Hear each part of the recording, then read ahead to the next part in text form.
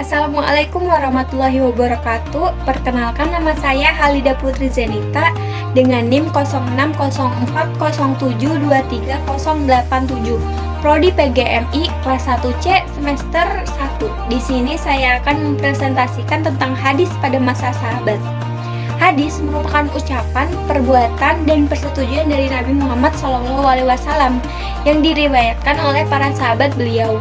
Hadis pada masa sahabat merupakan sumber utama dalam memahami Islam dan mengikuti sunnah Rasulullah. Para sahabat belajar langsung dari Nabi Muhammad dan mereka adalah saksi mata atas segala apa yang beliau ucapkan, lakukan, atau setujui. Setelah wafatnya Nabi Muhammad, para sahabat mulai mengumpulkan dan meriwayatkan hadis-hadis tersebut agar dapat dilestarikan dan disampaikan kepada generasi berikutnya.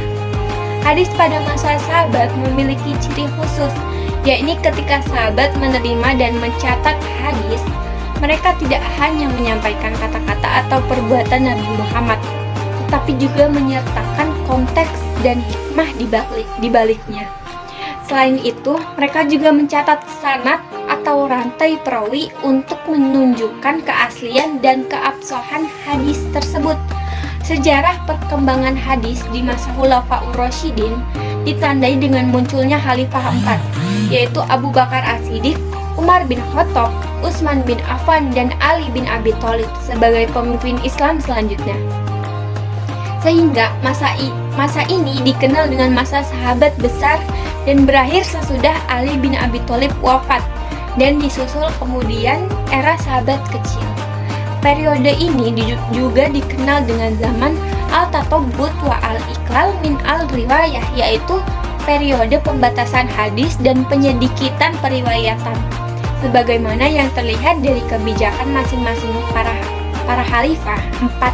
Yang pertama, masa Abu Bakar As-Siddiq.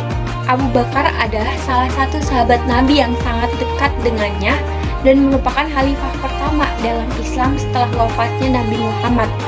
Abu Bakar juga terkenal dengan kecintaannya dan kesetiaannya kepada Nabi Muhammad, serta kesesungguhannya dalam melaksanakan ajaran Islam. Hadis-hadis yang diriwayatkan oleh Abu Bakar sering menggambarkan komitmen dan ketekunan para sahabat dalam mengikuti keteladanan dan menyebarluaskan ajaran Nabi Muhammad. Beberapa contoh hadis yang diriwayatkan oleh Abu Bakar As-Siddiq adalah hadis mengenai sholat, puasa, zakat, haji, jihad, dan banyak lagi. Yang kedua, hadis pada masa Umar bin Khattab. Merujuk pada koleksi hadis atau perkataan dan perbuatan Rasulullah Muhammad SAW yang diriwayatkan oleh para sahabat, terutama pada masa Umar bin Khattab sebagai khalifah kedua dalam Islam setelah wafatnya Rasulullah. Umar bin Khattab merupakan salah satu sahabat terdekat dan paling dihormati oleh Rasulullah. Hadis-hadis yang berkaitan dengan Umar bin Khattab mencakup berbagai topik seperti tata cara pemerintahan, hukum Islam, ekonomi, etika, dan sebagainya. Hadis-hadis tersebut memberikan pedoman dan petunjuk bagi umat Islam dalam menjalani kehidupan sehari-hari. Yang ketiga, hadis pada masa kekhalifahan Utsman bin Affan. Penyampaian hadis dilakukan sama seperti kedua pendahulunya. Beliau dikenal sangat hati-hati dalam menyampaikan hadis dan beliau meminta para sahabatnya untuk tidak meriwayatkan hadis yang belum pernah mereka dengar pada masa Abu Bakar dan Umar. Kehati-hatian ini tercermin dari relatif sedikitnya jumlah hadis yang diriwayatkan oleh Utsman bin Affan, di mana Ahmad bin Hambal hanya meriwayatkan sekitar 40 hadis darinya. Meski demikian, bukan berarti Utsman bin Affan meragukan keabsahan hadis, karena ia diketahui telah mengambil langkah-langkah untuk menjamin keautentikannya.